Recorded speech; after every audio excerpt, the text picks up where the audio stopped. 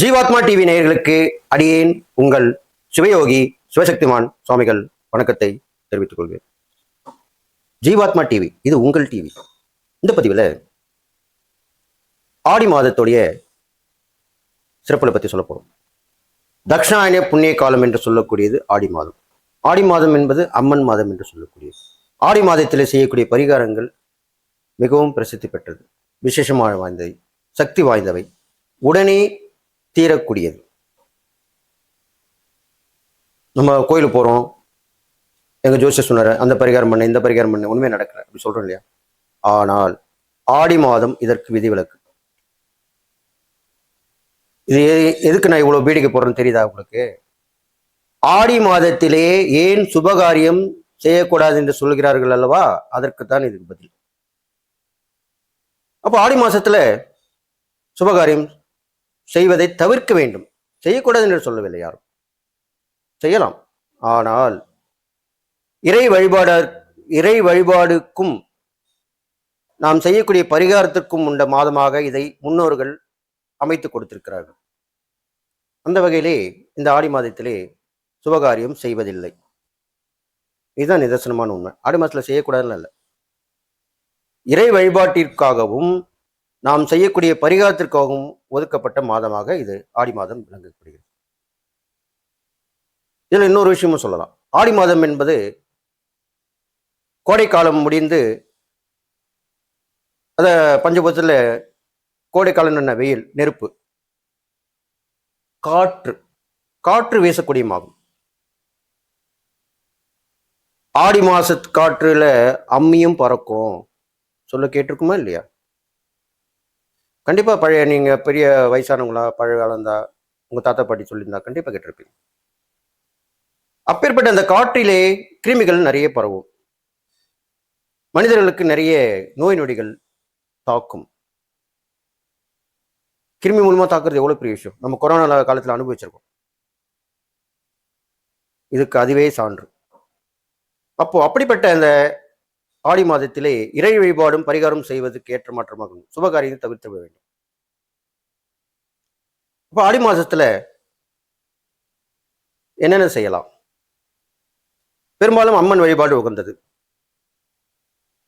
ஆடி மாதத்தில் வரும் செவ்வாய்க்கிழமை, வெள்ளிக்கிழமை, ஞாயிற்றுக்கிழமை, இந்த 3 கிழமைகளிலுமே அம்மனுடைய வழிபாடை செய்து வரலாம். பெரும்பாலும் ஆடி மாதம் ஞாயிற்றுக்கிழமைகளிலே ஒவ்வொரு அம்மன் ஆலயத்திலுமே கூழ் வார்ப்பார்கள், அதில் கலந்து கொள்ளலாம். அந்த கூழ் வாங்கி பருகலாம். வீட்டிலும் அந்த வழிபாடு செய்பவர்கள் தொன்று தொட்டு, எங்களுக்கு பழக்கங்க, நாங்கள் ஆடி மாதம் வேணால் ஒரு ஞாயிற்றுக்கிழமையில கூழ் ஊற்றுவோங்க, எப்படி புரட்டாசி சனிக்கிழமை தளவு போடுறோம்னு சொல்கிறேன் பெருமாள், அந்த மாதிரி வழியாக செய்பவர்களும் உண்டு. சில பேர் அந்த கோயிலுக்கு பக்கத்தில் வீட்டு உள்ளவங்க கோவிலில் என்னைக்கு எந்த ஞாயிற்றுக்கிழமை கூழ் ஊற்றுறாங்களோ அந்த ஞாயிற்றுக்கிழமை இவங்களும் கூழ் ஊற்றுவாங்க. ஊற்றிட்டு அப்புறமா கோயிலில் போய் கலந்துப்பாங்க. அந்த கூழ் வாங்கி பருக வேண்டும். ஏனென்று சொன்னால் கூழ் எதில் தயாரிக்கப்படுகிறது? கேழ்வரகு. கேழ்வரகு என்ற தானியத்தினுடைய தன்மை என்ன? குளிர்ச்சி. பச்சரிசி சாதம் கலந்து அதிலே தயிர் மோர் சேர்ப்பார்கள், அது இன்னும் குளிர்ச்சியாக இருக்கும் உடம்பிற்கு. இந்த வெயில் காலம் முடிகிறது இல்லையா, வெயில் காலம் ஃபுல்லாகவே நம்ம அந்த வெயிலில் அவதிப்பட்டிருப்போம். அந்த வெயிலுடைய தாக்கம் உடம்புல இருக்கும். அதை போக்கத்துக்கு தான் இந்த கூழ் வாத்துறது. அந்த கூழை குடிக்கும்போது நம்மளா கூழ் பண்ணி குடிக்கணும் குடிக்க மாட்டோம். எப்பயுமே பக்தியில் நீ பக்தியாருன்னு சொன்னால் கேட்க மாட்டாங்க, பயபக்தியாருன்னா கேட்பாங்க. ஒரு பயத்தை உண்டு செய்ய வேண்டும். அந்த வகையிலே முன்னோர்கள் மிகவும் திறமைசாலிகள், நமக்கு அவ்வாறு தான் சொல்லிவிட்டு சென்றிருக்கிறார்கள். அப்பொழுது அந்த கூழை அருந்தும்போது இந்த உடல் சூடு தணியும், பலவிதமான நோய் நொடிகள் விலகும்.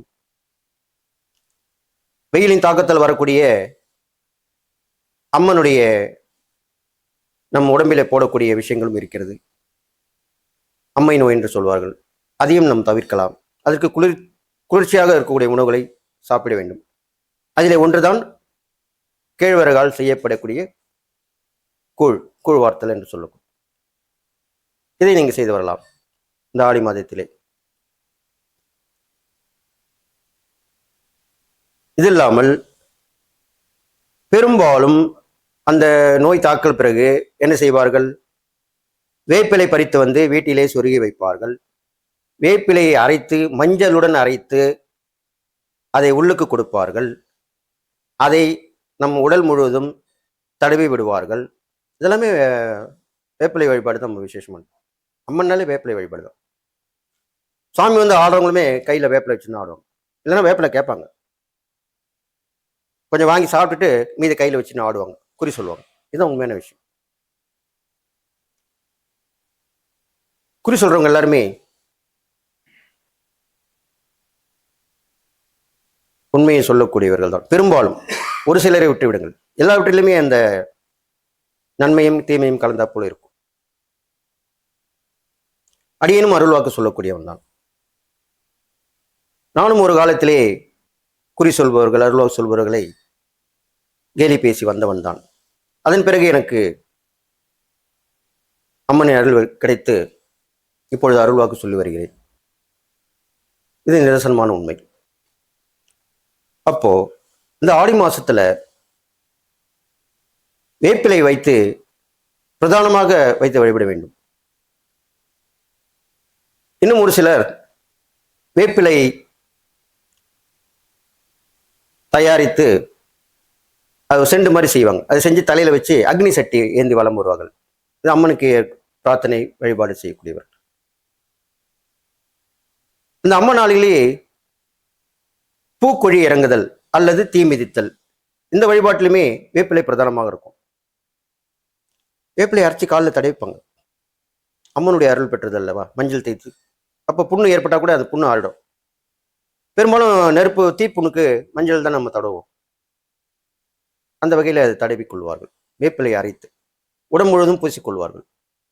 இதனால் பாதிப்பு குறைவாக இருக்கும். இதற்கு மேல் அம்மனிடம் அருள் பெற்றுதான் அந்த தீ மிதித்தல் இறங்குவார்கள். அந்த இறை சக்தியை வழிபட்டு அதன் உத்தரவு பெற்றுதான் பூக்கொழிய இறங்குவார்கள். அப்பொழுதுதான் அவர்களுக்கு எந்த ஒரு தீங்கும் ஏற்படும். ஒரு சிலருக்கு தீங்கு ஏற்படும் என்றால் அது அவருடைய கர்மா அல்லது அவருடைய உற்றார் உறவினர்கள் செய்த தவறுகள் அல்லது இவர்கள் விரதத்தில் இருந்த ஏதேனும் ஒன்று பங்கமாக இருந்திருக்கும். அப்படி இருப்பவர்கள் தான் அந்த விபத்திலே சிக்குவார்கள். பெரும்பாலும் யாரும் இதில் சிக்குவதில்லை. நல்ல முறையில் தீமிதித்து அம்மன் அருள் பெறுவார்கள். இவ்வாறாக தான் அந்த ஆடி மாசத்திலே இந்த வேப்பிலை பிரதானமாக சொல்லப்படுகிறது.